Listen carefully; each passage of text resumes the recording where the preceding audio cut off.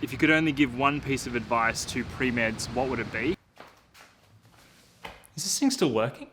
What's going on, guys? It's Dylan. I'm a third year med student in Sydney, Australia, and it's been a while since my last video. I've really missed you guys. It's been a really long, tough year of med school, but we've got through it, we've got to the end, and I'm very proud to say that I have successfully made it through to my final year of med school. But something I wanted to celebrate today, even more so, is that we have hit 1,000 subscribers.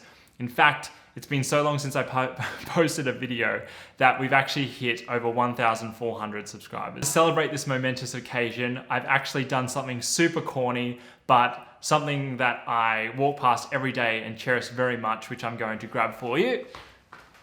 So as many of you probably did this year, I did a puzzle, and this is actually a puzzle of Bronte Baths here in Sydney.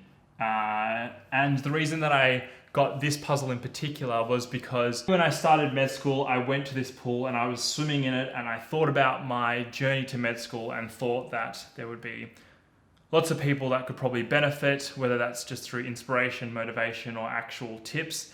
And that's essentially why I started Instagram. It's the same reason that I'm here doing this YouTube channel now. So I just want to show you guys, I know it's super corny, but here it says 1,000 subscribers and when that was achieved. So just want to say again, thank you to everybody. I promised that I'd do a 1,000 subscriber Q&A, so we're gonna do that right now. And because it's the holidays, it's not the nicest day out there, but I thought we'd go out and do the Coogee to Bondi walk, and I will answer the questions as we go along. So let's get out of here and I will see you in a sec.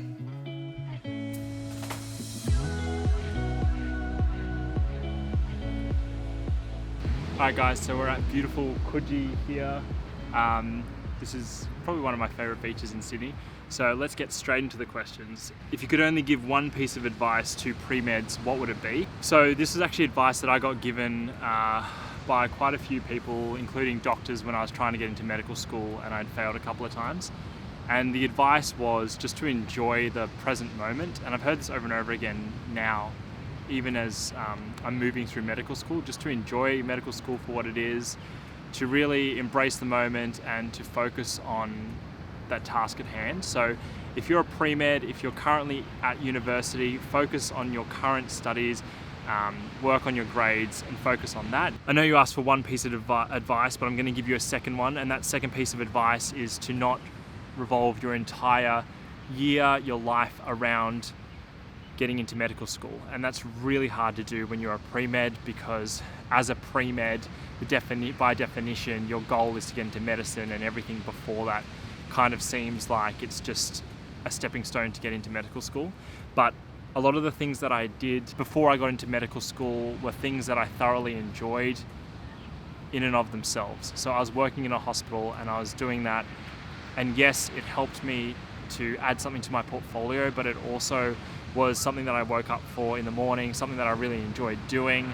And I did travel and all sorts of stuff. Even though it might take you a few years to get into medical school, if that's your end goal, for a lot of people, that's how long it does take. Enjoying the process as you go along is super important, because once you get into medical school, you're going to get the same feeling of wishing you were a doctor. And my friends that are now doctors have that same feeling of wishing to be a specialist.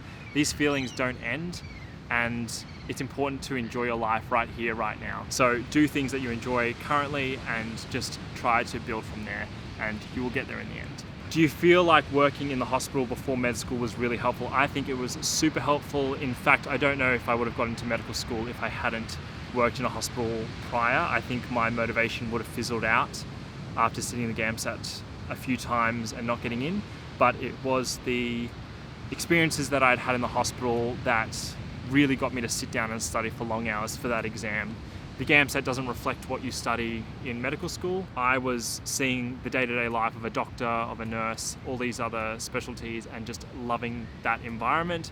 So when I went home, I wasn't studying for the Gamsat exam. I was studying so that I could be an active member of that team in more capacity than I was already. So yeah, that's what motivated me. I definitely think that working in a hospital, working in healthcare before you go into any healthcare discipline is super useful. Do it. Do it. What's the hardest thing that you faced as a medical student? Adjusting to the online format this year has been particularly hard. I don't think anything's been harder than that in my entire medical school career. I'm sorry guys, I'm really sensitive to the sun. I do have sunglasses, but you know, the eyes are the window to the soul, so here I am. What experiences did you include in your med portfolio? So I've got an entire video on portfolio tips and tricks. I don't think that my specific experiences were anything particularly special. I had volunteering experiences that were both health and non-health related. I had work experiences, which I will discuss in more depth in another video about all my different healthcare type jobs that I've done, which I think were helpful in my application. And I also had some specific things to me, which included sport. I was quite a good swimmer, so I included that. The individual experiences are important, but they're also going to be quite personal to you. The most important thing is how you write about them, and specifically what you learnt through those experiences and how they're going to help you be a really good medical student and a really good doctor. Was ND Sydney your first Gamsat preference? Did you consider ANU, which gives an honours bonus? I did consider ANU. I grew up in Canberra actually, so it would have been super easy. However, I had moved to Sydney for honours. I had set myself up here and I really enjoy Sydney, so I was pretty keen to stay here. Also, I felt like my application was strongest for Notre Dame because I had a portfolio that I thought was quite strong, and I decided that that would be the best place for me to go to. So, all right guys, see you at the next place.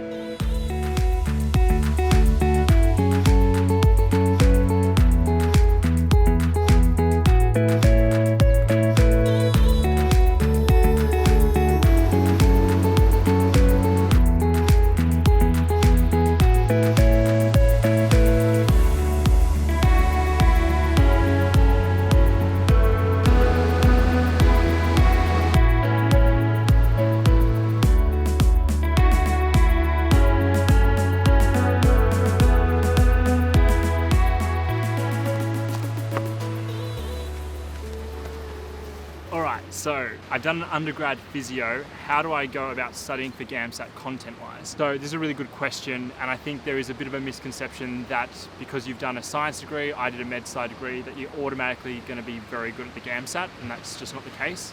So if you have done physio, you do have that science background, that's really great.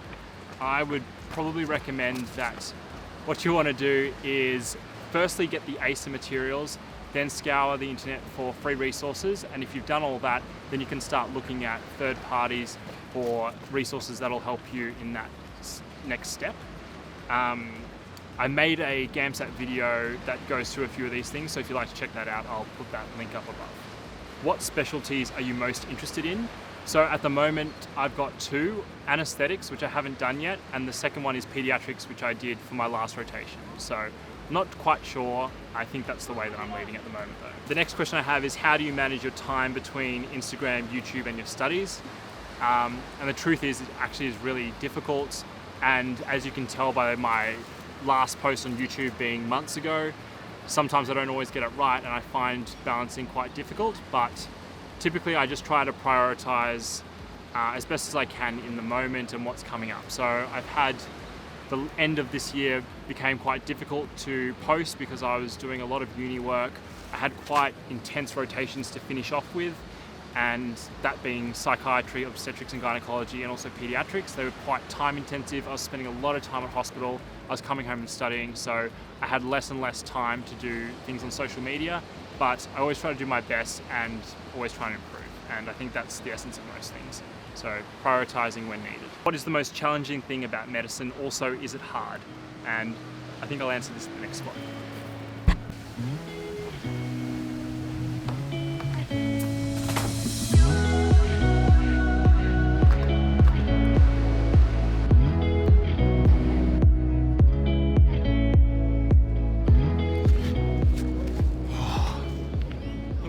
So next question. First thing, what is the most challenging thing about medicine? I would say it is learning how to balance the workload that is always coming at you and also still living your life, having fun, being with your friends, socializing, getting out and doing some exercise, all those sorts of things. And then that just comes with time. And then knowing when you've done a good amount of study and when to stop. I think that's quite difficult because there's this never-ending knowledge base that you can continually tap into forevermore. So yeah, that's probably the most challenging thing. Also, is it hard? Yes, it's hard. I'm not going to sugarcoat that. Medical school is hard. It probably requires more hours than lots of other degrees, but I think that anyone who's dedicated to their craft spends a lot of time doing that. So I don't think that medicine is so different to other things that people pursue. However, it does take a lot of years and lots of work. Okay, the next one is advice on doing occupational therapy as a pre-med degree / undergraduate. Should I do OT? Yeah, I think occupational therapy is a really great degree. It's probably one of the top ones that I would consider if I was to leave high school and do another undergraduate degree. I think because you get a job straight out of finishing OT, it's a great job. I also think that, as I've said before, that pharmacy, physio and nursing would be in my top 3, and probably OT right up there as well. So yes, I think it's a great decision. And if you're already thinking about it for whatever reason, you've got friends and stuff and it interests you, then definitely go do it. So, simple question, why medicine? I think I'll leave this for a interview tips video, but I will answer it shortly, so stay tuned for that. Alright guys, so let's move on to the next spot. We are currently at Clovelly. I don't even know what the next one is, maybe Tamarama, I think. Anyway, see you there.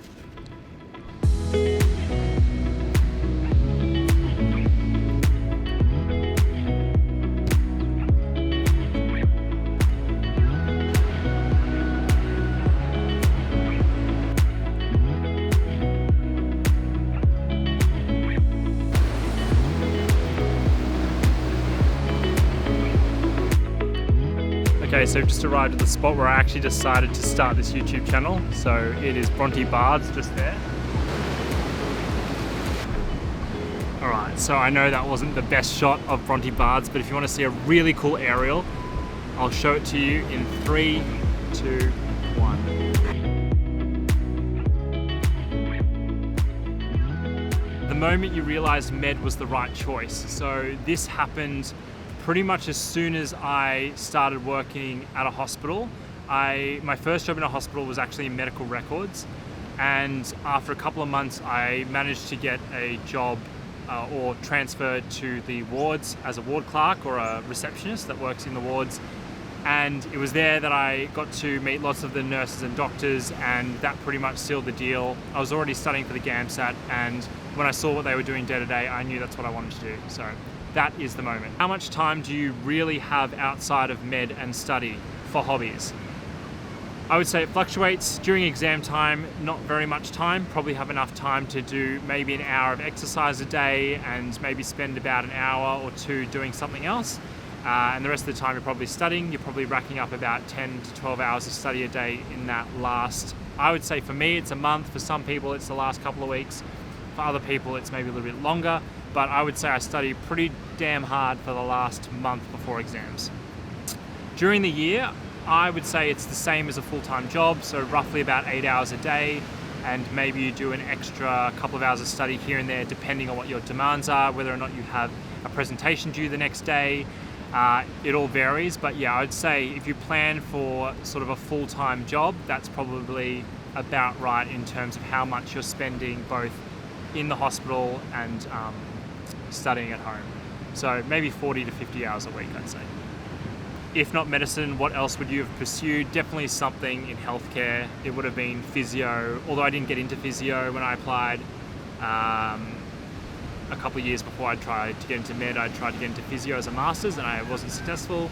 The next one probably would have been pharmacy. How old is too old to start postgraduate medicine? 97. I think if you're 97, been trying to do the Gamsat a few times, then it's probably time to give it up. But if you're under 97, you should definitely apply. So if you're under that age, go for it. In all honesty though, I just think that we spend so much of our lives at work, and if you are able and fortunate enough to be able to either stop your career if you are a little bit older, or put it on pause, all these sorts of things. If you really want to study medicine, it's been your lifelong ambition and you're holding yourself back just because you think you're a little bit too old, I would just say you're making excuses and you should go for it. So yeah, I'm not suggesting that it's not going to be difficult. It's still a very long road. You should definitely be informed with how long certain pathways take and whether that's realistic for you. But just know that I have some students in my university that are in their 40s. They have had previous careers and they do really, really well on the exams, and they manage to balance it all. There are people that are just starting families, getting married, all sorts of things. So there's enough space for everyone. What can first and second year med students best do to prepare for real placements? Again, same advice that I have for pre-meds. It is just live in the moment now. Whatever tasks you're given now to learn, focus on that stuff, because once you get into your clinical placements, those things are going to come in handy. You're going to get asked questions about things that you would have learned in first and second year that might seem a little bit trivial, but you're going to get asked them over and over again, and the best bet in terms of knowing what to say when you get asked these questions is to just do your best in learning that knowledge now in first and second year. So focus on that, and then as you move into the clinical years, you can start transitioning to how you're going to incorporate what you've learned into the clinical setting. So yeah, focus on what's in front of you, do the best that you can, and balance out as much as you can your life now. Go to the gym, do your exercises, eat healthy, all that stuff, get your sleep, and set yourself up so that you've got a good routine going into clinical years. We're going to keep moving, and I will see you in the next one.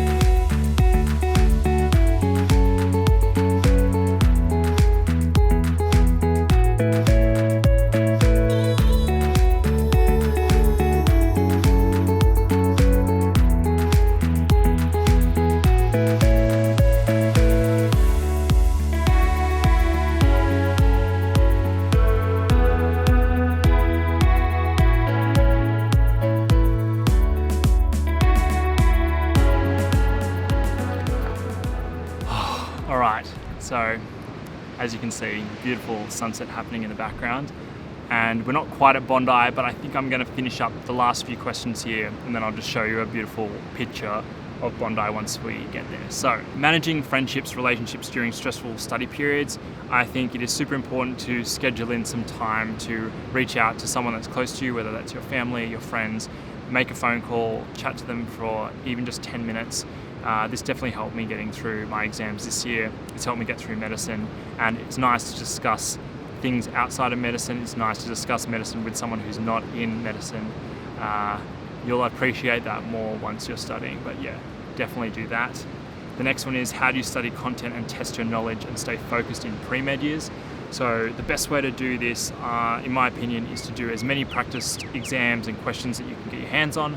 Ask people in the years above you for what the lecturer or professor typically tests on. That'll give you a good idea. And then the other thing that I would recommend is doing small group study in groups of 3, no more than that. And this is super beneficial because you can go through lots and lots of lecture content in a short amount of time. If you're not sure, you can send each individual off to go and look at a different aspect of the learning material, then come together, share it, and teach each other. Thank you so much to anyone who has hit that subscribe button, who has liked my videos. If you haven't done that already, please do so. It helps me grow, it helps my channel grow, and it helps me get this information out to more people. I cannot wait to make another video, and I will see you in the next one.